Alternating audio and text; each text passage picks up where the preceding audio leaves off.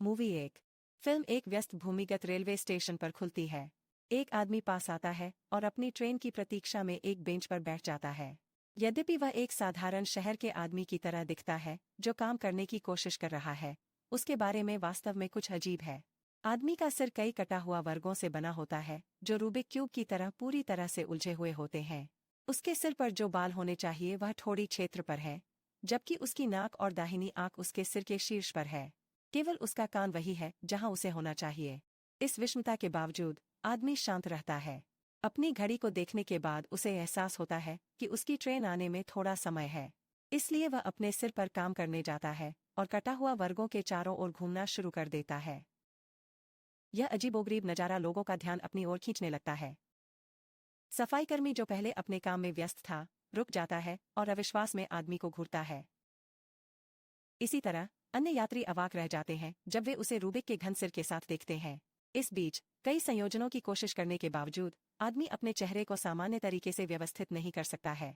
वह वहां उलझन में बैठता है और अपने हाइड्रेशन ड्रिंक से एक घूंट लेने का फैसला करता है। ताज़ा स्वाद से फिर से ऊर्जावान, वह एक बार फिर से अपने चेहरे को फिर से व्यवस्थित करना शुरू कर देता है, एक छोटी लड़की के मनोरंजन के लिए जो उसे गौर से देख रही है। अंतिम दृश्य में कई जटिल चालों और संयोजनों के बाद आदमी अंततः अपने चेहरे के सभी वर्गों को सही स्थिति में रखने में सक्षम होता है। संतुष्ट होकर वह अपने कानों में ईयरफोन लगाता है और शांति से एक गीत के लिए अकड़ता है। मूवी 2। दूसरी फिल्म लंदन में एक धूप दोपहर में खुलती है क्योंकि व्यवसायी डियो अपनी छोटी बेटी लॉरा के साथ सड़क पर चलता है। लंच ब्रेक पर होने के बावजूद वह लगातार अपने फोन पर बिजी रहते हैं, अपने काम से कॉल लेते हैं। तंग आकर लॉरा उसका ध्यान आकर्षित करने के लिए उससे दूर चली जाती है। जैसा कि उसने उम्मीद की थी, डियो तुरंत कॉल समाप्त कर देता है और उसे पकड़ लेता है। लॉरा फिर चंचल रूप से उसे अपने साथ नृत्य करने के लिए कहती है। वह उसे कदम दिखाती है और साथ में वे कुछ चालें चलती हैं। उनकी बातचीत से यह पता चला है कि लॉरा ने उस दिन बाद में अपने स्कूल में अपना पहला मंच प्रदर्शन किया है, लेकिन डियो इसमें शामिल नहीं हो पाएंगे क्योंकि उनकी कई व्यावसायिक बैठकें हो चुकी हैं। जैसे ही पिता और बेटी एक क्रॉसिंग के पास पहुंचते हैं, एक साइकिल अचानक अतीत में जूम करती है, खतरनाक रूप से उनके करीब।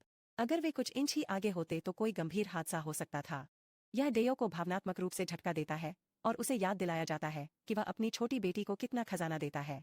इसलिए वह अपने सहयोगी को फोन करता है और सभी कार्य बैठकों को स्थगित कर देता है ताकि वह अपने नृत्य प्रदर्शन में भाग ले सके। इसके बाद वे लॉरा की मां अमांडा से मिलते हैं। छोटी लड़की उसे गले लगाती है और साझा करती है कि पिताजी उसके प्रदर्शन के लिए रहेंगे। यह अमांडा के लिए आश्चर्यजनक खबर है, लेकिन वह पूरे दिल से इसका स्वागत करती है और अपने पति को चूमती है।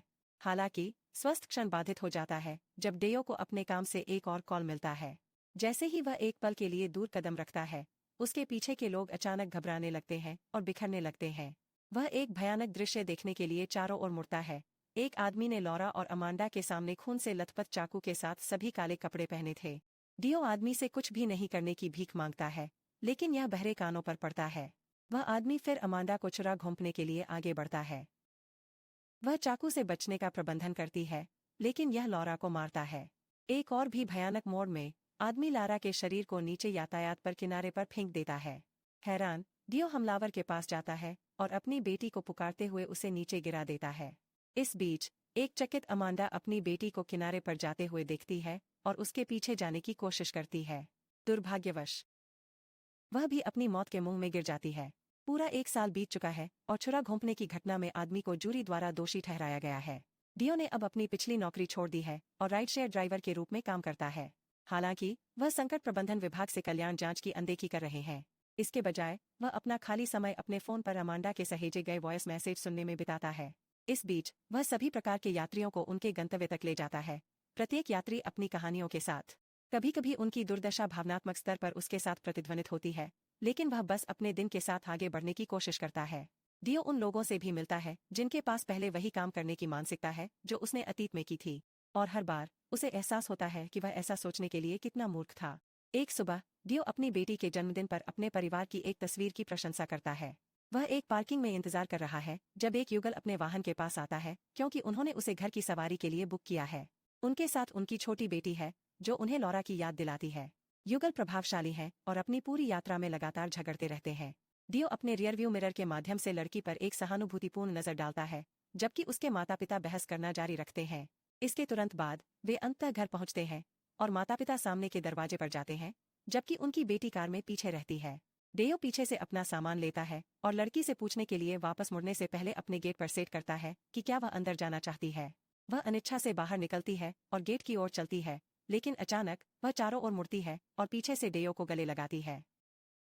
यह उसे भावनाओं से अभिभूत कर देता है और वह रोते हुए फर्श पर गिर जाता है। दुख की लड़की डालना, डेयो हल्का महसूस करता है और हो जाता है ऊपर। वह दुख की बौछार करता है, डेयो हल्का महसूस करता है और उठ जाता है। वह अपनी कार में वापस आ जाता है, थोड़ा नया दृष्टिकोण और आगे जो कुछ भी आता है उसका सामना करने का आत्मविश्वास दिखाई देता है। मूवी 3। तीसरी फिल्म तब खुलती है जब टिम्बर वुड्स अपने साथी हैरी होप को खोजने के लिए अपने बंगले पर आता है, जो बिस्तर पर लेटा हुआ अजीब तरह से अभिनय करता है। अपने सामान्य सुख के विपरीत हैरी फुसफुसा रहा है और पसीना आ रहा है। वह टिम्बर को बताता है कि एक टोकरा, एक बेहद जहरीला छोटा सांप, बिस्तर पर रेंग गया और अब उसके पेट और चादर के बीच सो रहा है। इसके बाद टिम्बर रसोई में जाता है और चाकू प्राप्त करता है।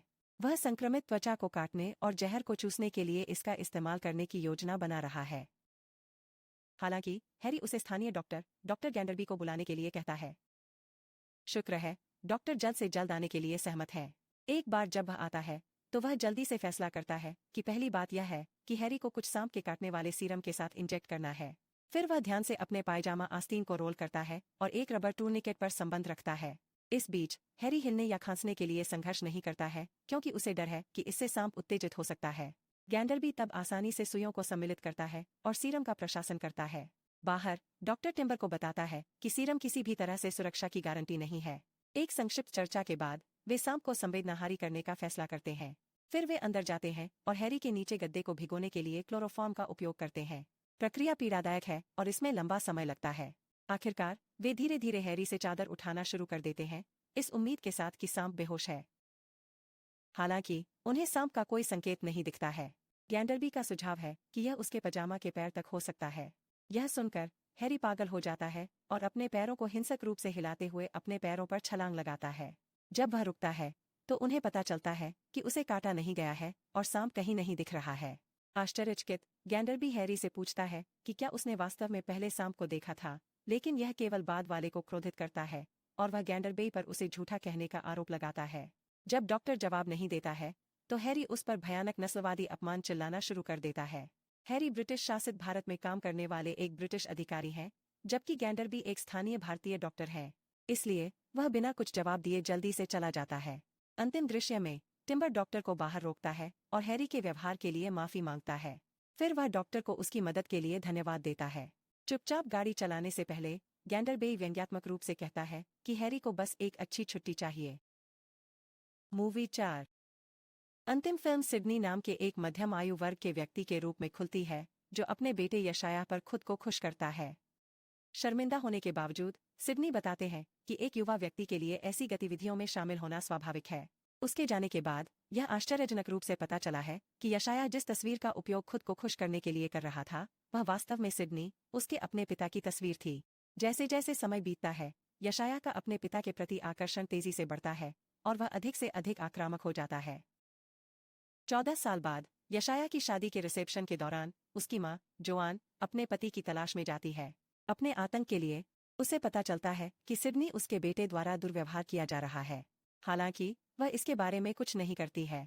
वह अपने आंसू पोंछती है और ऐसे चली जाती है जैसे कुछ हुआ ही नहीं। सालों से सिडनी लोगों को अपनी पीड़ा के बारे में बताने से डरता था, लेकिन वह उस बिंदु पर पहुंच गया है जहां वह अब दुर्व्यवहार को सहन नहीं कर सकता। नतीजतन वह एक दशक से अधिक समय से सामना कर रहे सभी चीजों के बारे में एक किताब लिखने का फैसला करता है। एक रात जब वह अपनी किताब पर काम कर रहा होता है तो वह उसके पीछे कदमों की आहट सुनता है। वह पृष्ठ से बाहर निकलने की कोशिश करता है, लेकिन कंप्यूटर अचानक गड़बड़ हो जाता है। शुक्र है वह यशायाह के आने से ठीक पहले कंप्यूटर बंद कर देता है और उसे रात के खाने के लिए बुलाता है। रात के खाने में यशायाह उसे एक उपहार देने की कोशिश करता है, लेकिन सिडनी इसे अस्वीकार कर देता है। जोन तब मूड को हल्का करने की कोशिश करता है, लेकिन यशायाह बताता है कि उसे यह उपहार विशेष रूप से अपने पिता के लिए मिला है। फिर वह टेबल के नीचे अपने पिता के पैर पर रगड़ना शुरू कर देता है। कई हफ्तों के बाद सिडनी अंततः अपनी पुस्तक पूरी करता है और फैसला करता है कि अच्छे के लिए अपने परिवार पर बाहर निकलने का समय है। जाने से पहले वह अपनी पत्नी के तकिए के नीचे पूरी पांडुलिपि रखता है। दुर्भाग्य से, जैसा कि वह दालान में बाहर निकलता है, वह यशाया द्वारा इंटरसेप्ट किया गया है, जो दावा करता है कि उसका शौचालय टूट गया है और उसका उपयोग करने की आवश्यकता है। डरकर सिडनी उसे अपने कमरे में जाने से रोकने की कोशिश करता है, लेकिन असफल रहता है। उस रात यशाया अपनी पांडुलिपि की प्रति खोजने के बाद अपने कार्यालय में सिडनी पहुंचता है। वह इस बात से नाराज है कि उसके पिता उनके रिश्ते को उजागर करने की हिम्मत करेंगे। इसे जलाने की धमकी देते हुए वह चेतावनी देता है कि अगली बार परिणाम एक साधारण बातचीत से बहुत खराब होंगे। यह सिडनी को डराता है, इसलिए वह तुरंत अपनी पांडुलिपि वाली फाइल को हटा देता है।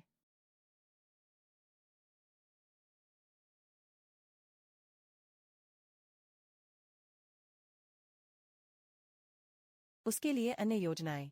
वह दरवाजा तोड़ता है और बाथटब में उस पर हमला करता है, उसका उल्लंघन करता है। मां नीचे से उसकी चीखें सुनती है, लेकिन वह इसके बारे में कुछ नहीं कर सकती। उस रात सिडनी भागने का विकल्प चुनता है, क्योंकि वह अब अपने बेटे के दुरुपयोग को बर्दाश्त नहीं कर सकता।